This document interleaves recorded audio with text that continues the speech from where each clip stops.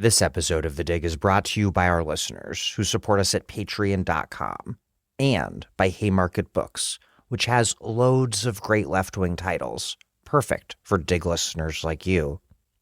One that you might like is No Cop City, No Cop World, Lessons from the Movement, edited by Camus Franklin, Micah Herskind, and Mariah Parker. Featuring the voices of forest defenders, environmental justice advocates, political prisoners, indigenous activists, abolitionists, educators, and scholars, this expansive collection connects movements for environmental justice, police abolition, and indigenous sovereignty. The book highlights the strategy, tactics, and ideologies that transformed a local collective action into a powerful international movement to stop Cop City. As Mariam Capa puts it, the lessons from Stop Cop City should inform our current organizing efforts everywhere. The book underscores that criminalization is the indispensable fuel of fascism. It's timely, necessary, and required reading. Find No Cop City, No Cop World at haymarketbooks.org, where all paperback books are 20% off every day.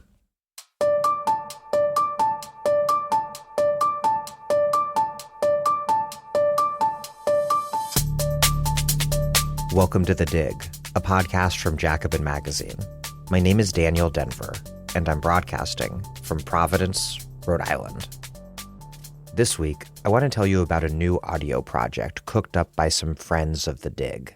It's called Signal Hill, and it's basically a magazine for audio stories. Imagine picking up a copy of your favorite small literary magazine, like N+1, and pressing play. In their first issue, released in February, there are 8 original documentaries by 8 different contributors in a wide range of styles and about all kinds of things. Kites and caterpillars, magical realism and rural land wars, movement histories, and family group chats. Each story is diligently reported, beautifully written, and artfully crafted with original music and sound design. And every issue is curated and guided along by a thoughtful editorial team, a team which includes The Dig's associate producer Jackson Roach, Liza Yeager, co-creator of The Dig Presents and our Antibody series, which, if you haven't already, you should also go back and listen to, along with Annie Rosenthal and Leo Wong, and also Omar Etman, who made an excellent story on Cairo for us for The Dig Presents a few years back. The audio industry has become increasingly dominated by celebrity chatcasts shilling for dubious supplements and microwave dinner subscriptions. Signal Hill is carving out a new space for creatively rigorous, intellectually ambitious documentary radio. You can listen to the entire first issue and get every future issue of Signal Hill by searching for them in your favorite podcast app or on their website, signalhill.fm. Listen, then hit subscribe. You won't regret it. Today, I'm going to play one story from Signal Hill's first issue that I think will be of particular interest to Dig listeners like you. It features historian Robin D.G. Kelley, a frequent guest here on The Dig and a pioneering scholar of the Black radical tradition. In the course of writing his groundbreaking first book, Hammer and Hoe, Alabama Communists During the Great Depression, Kelley traveled the South recording oral history interviews with party activists and farm workers who organized against the brutality of Jim Crow and white supremacist terrorism in the 1930s. At the time he began this research in the 1980s, Kelley was a young graduate student, only 24 years old. Many of his sources were in their 70s and 80s when he recorded them, and some of the tape can be difficult to hear. But these interviews became the foundation of a touchstone piece of scholarship in the history of militant labor action, and the start of Kelley's long career as a leading light on the Black left. I interviewed Robin on Hammer and Hoe a few years back, and it was a wonderful discussion. I'll put a link to that interview in the show notes. In this story, produced for Signal Hill by Jacobin Radio's own Conor Gillies, Kelley listens back to those nearly 40-year-old recordings, some of which she hasn't heard in decades. The story is the first publication of that actual audio, and it's made all the more potent by Kelley's memories and reflections. Before we get to it, like The Dig, Signal Hill is free to listen to. And just like The Dig, that means they depend on voluntary listener support to make it all possible. If, after you listen to this story and the rest of the stories in their first issue, you want to help them make more, sign up for a monthly membership at signalhill.fm/support. And then, while you're in the spirit of generosity, head over to patreon.com/thedig. Okay, here's Pie Down Here, produced by Conor Gillies for Signal Hill. I was born in Douglas County on May the 3rd, 1900. How did your mother and father meet? That I don't know. I want what I say to be true. Oral history is always about the dialectic between the past and the present in which they're trying to remember the past. And we went to war with the law. There's coming to take my daddy out. Sheriffs and all come out there, and we just beat them up. How old were you then? 9 or 10 years old, but I was helping them fight. I wasn't scared. So that's what the charge. No matter what question I posed, the answers I got were stories. And those stories were often very visual. They came with a certain kind of editorializing, which was fantastic. When you had your meeting, what would you talk about? Planning for something for us to do to make conditions for us better. There was nothing like being in Lemon Johnson's shack, sitting on his bed.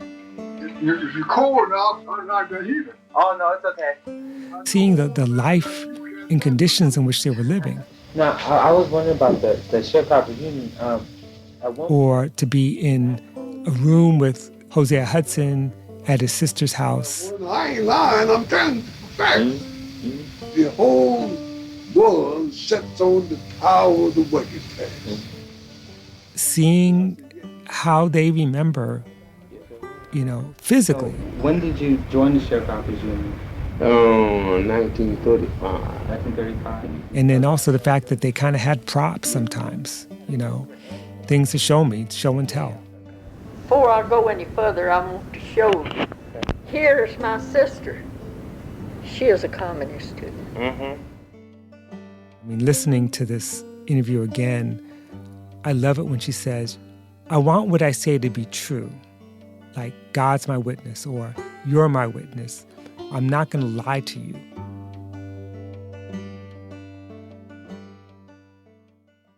My name is Robin D.G. Kelley. I am a professor of history at UCLA. I write about social movements, politics, race, especially radicalism in culture.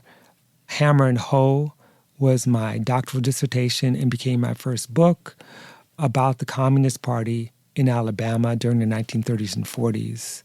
Hammer and Hoe entailed oral histories with people who were there, members of the party, like Hosea Hudson, and members of the Sharecroppers Union who were very close to or in the Communist Party, who generously shared their stories and their homes with me. So let me just back up here. I went to graduate school to study African history. I wasn't so interested in the U.S., except by the time I started graduate school, I was a member of the Communist Workers' Party. It was like 82, 83, I think 83. The international capitalist system has never been more socialized than it is today. The other part of it was I had read Walter Rodney's How Europe Underdeveloped Africa, and I wanted to study political economy. Never has so much wealth been concentrated in so few hands. Going even beyond the question of his theories of underdevelopment to his political organizing work. The nationalist struggle in Southern Africa has already begun to transform itself into a class struggle. All that made me interested in the Communist Party of South Africa. And so I had gotten a grant to do research in South Africa. I was set. But because I was actually involved in the anti-apartheid movement, I was not permitted into the country. Before I actually applied for the visa, I did come up with the idea of doing a comparative study of South Africa and the American South. And that is the left, specifically the Communist Party in both places. And Cedric Robinson, who was a professor at Santa Barbara, UC Santa Barbara, and, really became the most important mentor to me, says, the problem with the Communist Party USA leadership is that they did not understand that the center of American radicalism was the U.S. South. Nobody was saying that. They were like, the South is backwards. The South is backwards. How can we get that? To this day, to this very day, there's people still say that. So once I was denied a visa to go to South Africa, I remade myself as an Americanist. I drilled down on Alabama. I'm testing 1, 2, 3. Okay. Does voice actuation high make a difference? Can you hear my voice?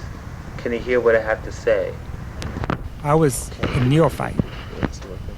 I'd done oral histories before, but I didn't know what I was doing. My questions are sort of haphazard, so I'm trying to fill in gaps, but if there's anything that you can think of. Yeah, I'll follow your questions, and if it makes because I was not on the radar of the U.S. history people, I could not get a research grant if my life depended on it. So I did my research on a credit card with a max of $600. And I basically traveled everywhere by bus, which I don't suggest to anyone to do that. There's no glory in it. The gear, I had a pretty cheap tape recorder and cassette tapes. And then what's made matters worse is I was so broke, I was taping over used tapes. I didn't have money to buy anything really sophisticated, which is probably why the Lemon Johnson recording's so bad. Is it in Tallapoosa County? Yeah, that was in Tallapoosa. And this was my first trip ever to the Deep South, And no matter what the landscape might look like from the window of a bus or from a hill in Montgomery when you could look around and see cotton fields everywhere, this was not 1935. This was 1986. And whatever expectations I had all shifted.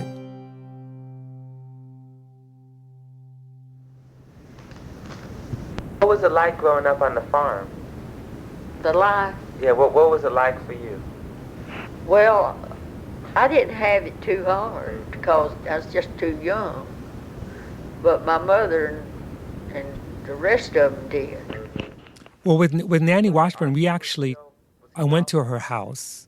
We sat on the porch first, and it was a cool day, but this was Atlanta, and so we could sit outside. And then we went inside because she wanted to show me some pictures. Mm-hmm. And this is your sister Annie Mae? Yeah, see, we both got arrested and was charged with insurrection trying to overthrow the government. Mm-hmm. Just because we was in the picket line. Yeah. I want to show you that. She was a fairly well-known elder activist in the kind of Maoist left. And she had a relationship to the Communist Party earlier on and was still kicking. That's where I was born, Dad. Mm-hmm. Who was your mother and father? What was their names? My father was Stonewall Jackson Leathers. Stonewall Jackson Leathers? Yeah.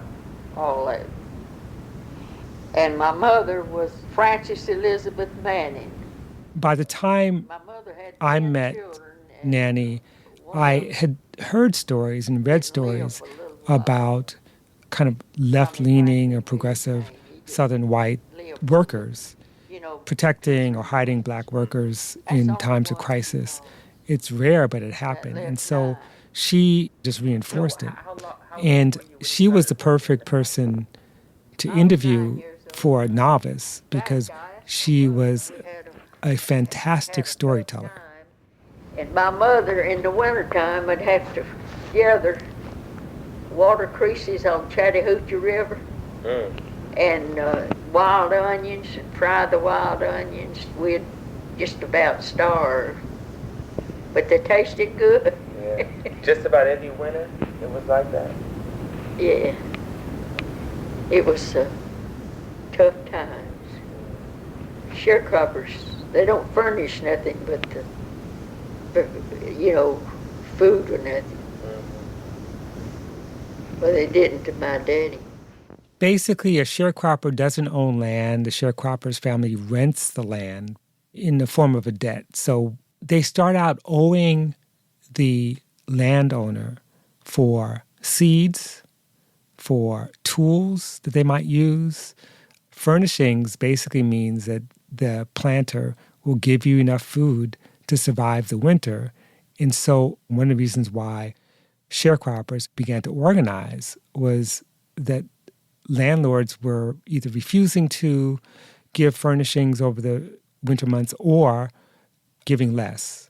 It was, sharecropping was a deep form of poverty. What kind of crops did he grow? Cotton and corn is what he grows. How long did your family stay on the farm, and then what did they do after they left? Went to the cotton mill, Elizabeth cotton mill. I worked there about 6 months, and I bring in something here that I'd like for you to know about. That riot that come in East Point, Hapeville, and around. And was this the 1906 riot? Here's part of it. One of the things you learn about her life is that her mother, her parents really, had close relationships with black working people, which wasn't unusual, but a certain kind of sympathy, a political sympathy, which was unusual. And that was Clark's Cove. That was the name of the, Afro-American section where they had to live. Oh, I see. See, they didn't let Afro-Americans to live close together. They had them separated. And they was hanging them over there and burning the house down and all those things. They was a killing, shooting them. That was awful. That was when I was a little girl. Crooked bunch of white. And there's one woman that made her getaway. She was an Afro-American. And she made her getaway. But they had to come through the woods along about a quarter of a mile of woods to the cotton mill village. It was the company's houses. And we had to, my mother got notice that we all had to go in the cotton mill that night. And my mother, she hid that woman in the closet. Your mother did? If they'd have known that, they'd have lynched all of us. But my mother was a real radical in her heart. Why do you think your mother was a radical? Well, she knowed right from wrong. And she was a lover of humanity. I sure appreciated her. It's so interesting to hear her tell that story. You can see intergenerationally what it means to have a consciousness of being in a class, but also recognition that Black workers face a certain racial terror that white workers don't have to deal with, beating, shooting, hanging, burning, disfranchisement, the loss of the vote, segregation, an economic system of exploitation, all that. So they made a choice. They made a choice to stand up. Do you think that's why you and your sister Annie Mae were radical? I think that being around that, people like I am, I love people. Mm-hmm. My brother, Archie, he was a radical. They'd have a meeting in the Salvation Army across the street to have one to break it up, Mm-hmm. And work and pray, live on hay, for when you die, you'll get pie in the sky. I want my pie down here.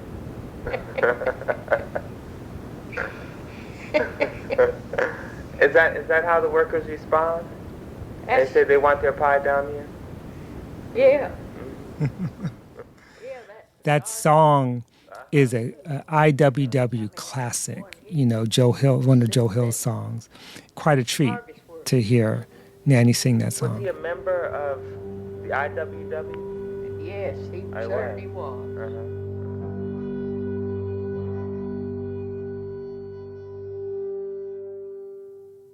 Before I finish that, let me just back up on one thing about oral history. I should have mentioned the fact that I was trained in oral history by none other than Shurna Gluck. Shurna Gluck is kind of a legend back in the 70s and 80s. She did all these oral histories in terms of the feminist movement. I think we stand in so many complicated ways in relationship to the people we interview, and what we have to do is be self-conscious of the complexity of that. And so I took a class with her, and there were like 2 people in the class, myself and one other person. She taught me method. She had us read stuff.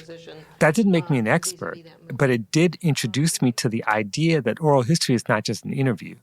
There's a methodology. In the interviews I've done in Palestine, I'm simultaneously, obviously I'm an outsider. On several counts I'm an outsider. Mm-hmm. But in terms of the political work I've been doing, I'm an insider. It wasn't just strategies and tactics, but like, what do you listen for? How do you develop a questionnaire? The questions that the outside community is interested in may or may not get addressed. Family histories, for example. Sometimes it's after the fact that we think, well, wait a second, where does this person come from? When did you join the Sharecroppers Union? Back in 1930. 1930? Was it here in Lowndes County? Right here. Okay, so Lemon Johnson grew up in Alabama, in Hope Hall, Alabama, in Lowndes County.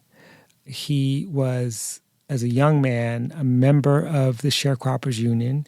He participated in the cotton choppers and cotton picker strike of 1935.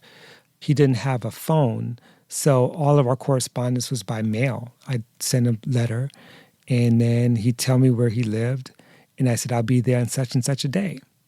And I showed up at his house, and he was ready for me. He was prepared. Who was leading it then?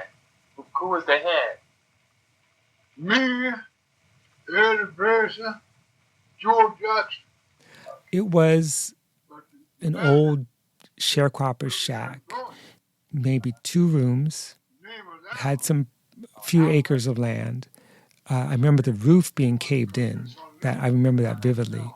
And he had to put newspaper or something up to close it up because this was wintertime. And he was very comfortable. He's been there all his life. He was living by himself. He had, I think, some relatives, maybe a nephew or a grandson who'd come by every once in a while.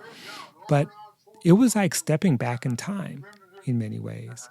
He was incredibly gracious. Both times I visited him, he'd always have food for me, a whole spread, and would take his time.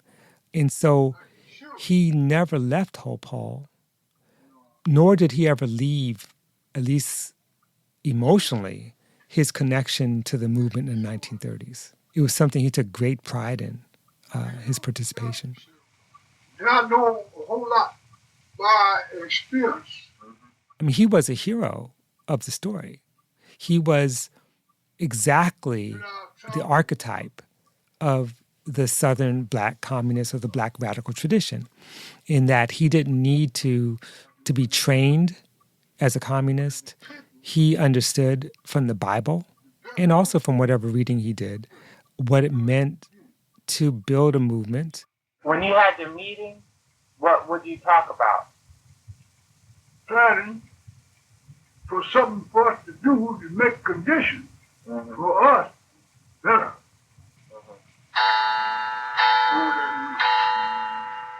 He also understood power.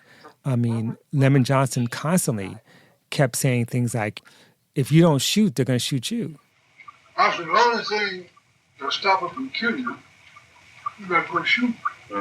And so his memory was of the violence of the confrontation with the landlords. You see, they had to shoot to live. He was very clear about the objective of the Sharecroppers Union, and that is to fight for better conditions, and that you had to be organized and militant. And the cotton strike started on August 1935.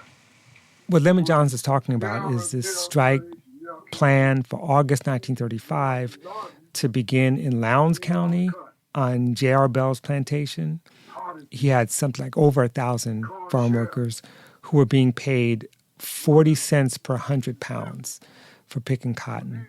And so the Sharecroppers Union pushed to make that $1 at least. And so they called a strike and they refused to pick cotton. When you're working, you refuse to pick from 40 cents to 100. Sheriff Woodruff from Haynesville came and confronted Willie Witcher. Witcher was one of the sharecroppers on J.R. Bell's plantation, incredibly courageous organizer for the Sharecroppers Union. And Woodruff was trying to convince Witcher to call off the strike. Said he didn't want to hear 40 cents talk. And he's like, nope, I'm not going to do it. And he walks away. And the story that Lemon Johnson tells is that the sheriff turns around and he shoots him in the back of the thigh. Give him his leg. The sheriff threatened to kill him. Witcher replied, you might kill me. That's the good part about it. It's never scared me. That's the best part of all. That's classic. You may kill me, but you'll never scare me. I'm so glad listening to it. It's almost bringing tears to my eyes because I remember that. And that's what scared the hell out of the planter class. And they didn't know what to do. All they had were their guns, and that didn't seem to work.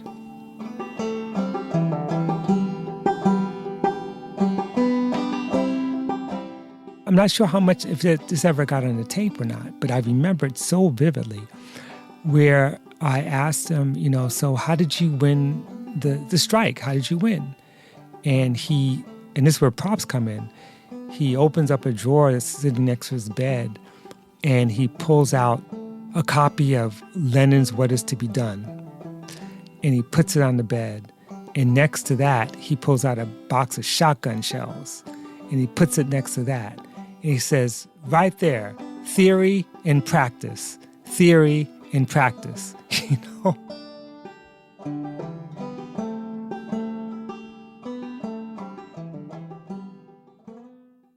Before we talk about the Sharecroppers Union, were you born in Alabama? Yes, I was. So when did you join the Sharecroppers Union? 1935. 1935. That was right. That was during the strike. Yes, right. Charles Smith was a very unusual figure in that he was among the youngest of the strikers. I believe he might have been 18 years old at the time. He also went on to be active in the civil rights movement. His home became kind of headquarters for Stokely Carmichael, for Willie Ricks and others in SNCC. Well, why did you decide to join the Well, because of the economic conditions of the general area, and I thought that the more members that the people who were being molested by the big landlords could better, strengthen their organization.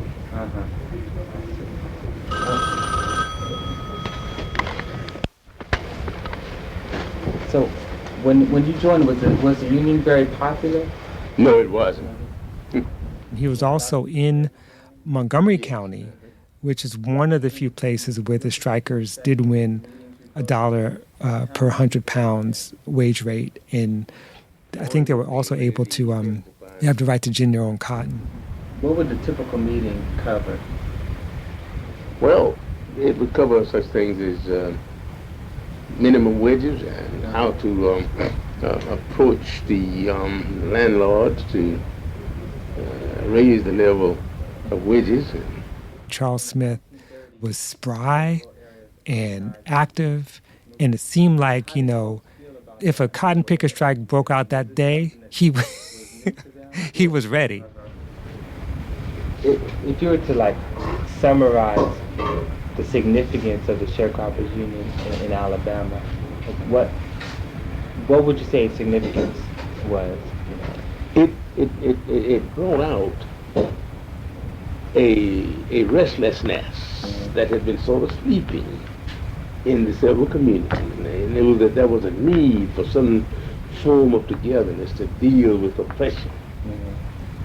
And it looked like this sharecroppers union was that wherewithal to deal with it. So it's sort of can you say that it laid the foundations for what became the civil rights movement? Right. It has, to some degree, some direct connection.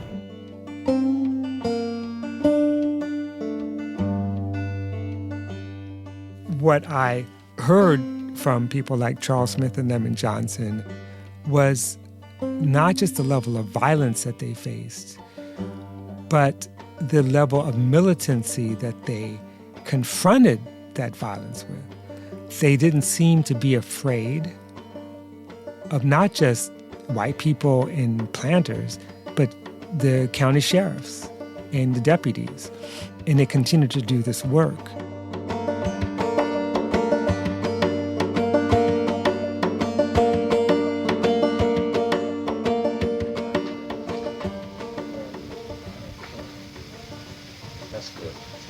Okay. You were telling me that you had a lot of people in Montgomery, but Hosea Hudson was probably the most famous Alabama communist. He was a leader in the party. He had joined the party in 1931. He wrote his own book, I think in 1972, called Black Work in the Deep South. I'd already made him larger than life because I'd read every single word he'd ever said in print. That was more or less the basis. Montgomery, Mobile, Selma. He wrote letters. I'd corresponded with him. So I felt like I knew him. I got in the party because of what I heard, what I found out he stood for. Was a little bit for the Negro community. But when I met him, he was living with his sister in Gainesville, Florida, in one room in her house that was the room itself was in bad shape. There was roaches. He had his food there. And I think he was not entirely defeated, but there was something about him not being involved in a movement and being kind of trapped in this house. I joined the party in September 1931. He was wearing some khaki pants that were a little bit too big for him, falling off kind of, and a work shirt. And he reminded me of my grandfather, who was a Baptist preacher in Boston, but was from South Carolina. So all these turn of phrases that he would use, like "howbeit soever," my grandfather used to say stuff like that. What was the main reason behind Black people joining the party? I mean, why do you think most people made that decision? Because it's a big decision. What big decision? To join the party. Hudson was trying to teach me a lesson. And I was asking the question because I wanted to be taught this lesson. And the lesson is, why do people join? Why were they willing to risk their lives to build a movement? The Negro people in the Deep South, in Georgia, South Carolina, and Mississippi, and all of the Deep South, the Negro people's backs was up against the wall. And when he says, the Negro people's backs were up against the wall, that it goes without saying. And yet, there was something even bigger. The preachers and leaders and things was calling the Negro the low class. The low class. With the one the police and beating heads and killing, nobody saying nothing about it. Outcasts. When the party come on, these people were somebody. You understand? Mm-hmm. The party intervened, as he puts it, took people and made leaders out of them. Took these people and made leaders out of them. Mm-hmm. That's why I fell in there. Mm-hmm. You understand? Mm-hmm. Building a movement through education, through organizing, through training, preparation. So you said yesterday you wanted to make some closing remarks. Yeah. In this new period, we have to develop ourselves new outlook. We have to have our outlook today to organize it. How are we going to do it? Everybody say organize. We have to organize them in committees, in the community, in the blocks where they live. Don't wait to try to get a house full of people. Start with 2 or 3 and put everybody to work around, not just do that, what you're going to do, around a program. This is what we got to tell the people. The people don't know. Is that right? Right. Do that make sense what I'm saying? Yeah. That's my mantra. You know that, right? I mean, I remember that moment, and, it is so relevant right now. We have to organize in the blocks where they live. Don't wait to try to get a house full of people. Ever since that moment, I've always taught that mass movements often begin someplace. They begin with 2 or 3 people. They begin with small groups. And that's exactly the strategy he's laying out. And he says, put everybody to work around the program. It's so basic. It's organizing 101. But we've kind of lost that, And it's just so heartening to hear, almost like the spirit of Hosea Hudson returning with the key lesson. And that is, we don't need to wait. We do need to move, and we do need to agree on a program. And that's where theory and practice come in. You've got to have the theory part if you're going to practice. I hope I said a few words. Yeah, well, thanks a lot, Mr. Hudson. Really appreciate it. It reminds me of why oral history is its own genre. It is a kind of mode of communication that allows us to learn information intergenerationally, to capture how ideas and histories and memories and meanings are conveyed within a social movement. And you can't do this simply by going to an archive. You've got to talk to the people.